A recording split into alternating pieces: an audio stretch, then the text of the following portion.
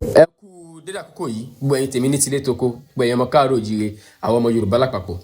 ẹ bá mi pín fọ́rọ̀ yìí ká ọwọ́ ta fi ṣe awọ́ náà ò ní rọ o àní fọwọ́ náà gbọmọ sí o àní fọwọ́ náà gbókù ọmọ ìrìn ayọ̀ báyìí la máa fọwọ́ náà gbà. Mo ní ká mẹ́nu bà aáwọ̀ tó ṣẹlẹ̀ láàrin Wike mínísítà olúluwa Àbújá àti soldiers navy soldiers. Aáwọ̀ tó ṣẹlẹ̀ láàrin wọn yẹn ti dá oríṣiríṣi àyèjẹ̀ sílẹ̀. Àwọn kan ní navy soldiers yẹn kò sí dáadáa kò yẹ kó lè gbóná wojú mínísítà torí mínísítà yẹn ipò rẹ̀ ju ipò ẹ̀ lọ.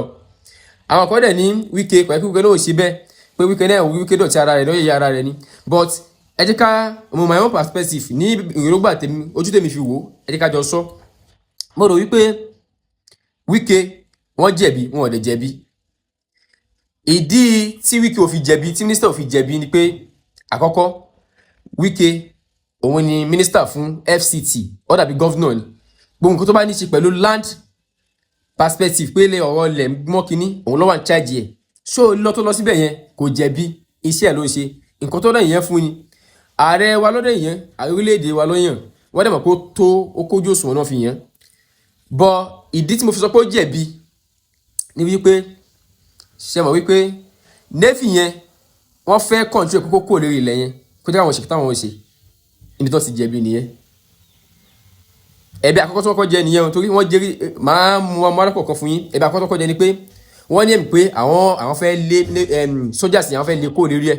tí ó dẹ̀ kó rí bẹ́ẹ̀ gbogbo wa la mọ̀ pé Nàìjíríà yìí commander in chief kan náà lè sọ àwọn soldiers ní tó pé àwọn forces pé àwọn yòókù yẹn general kìnìkẹ́ commander in chief kan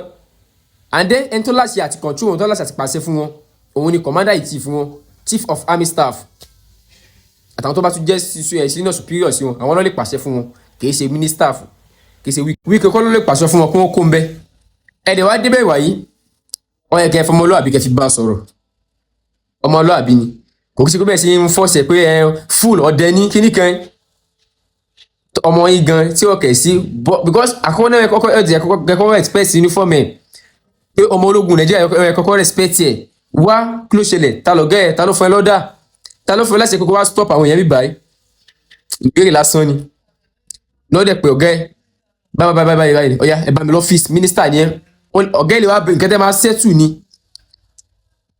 bọ́ gbogbo bẹ́ ṣe ń bu tó wọ́n ní òun òsì wọn ìṣọ̀dẹ̀ àmì lòun ṣe kíní kan yẹn ń wọ́ra yín lẹ̀ ni ẹ dẹ̀ mòfin ká ní tí wọ́n bá mòfin ló bá ṣe ń kẹ́ báyìí á ní ẹ mòfin mínísítà ni so fún ti navy mo rò pé navy yẹn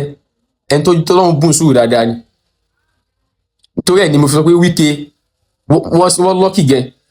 ká láwọn soldiers tẹ́ kún àwọn bíi Sambisa tó àwọn Maiduguri àwọn soldiers bẹ̀ yẹn tí wọ́n ti tẹ́ kún wọ́n ti fẹ́ everything tí wọ́n ò gbádùn mọ́ wọ́n ti fìbọn fún yín lẹ́sẹ̀ kó tó mọ̀ pé àbí soldiers kẹ́ ní àbí minister kan sí ní ẹnu mi àgò so wọ́n yẹ kẹ́ pọ́nlé pẹ́ẹ́tọ́ tẹ̀ rámì sí soldiers ti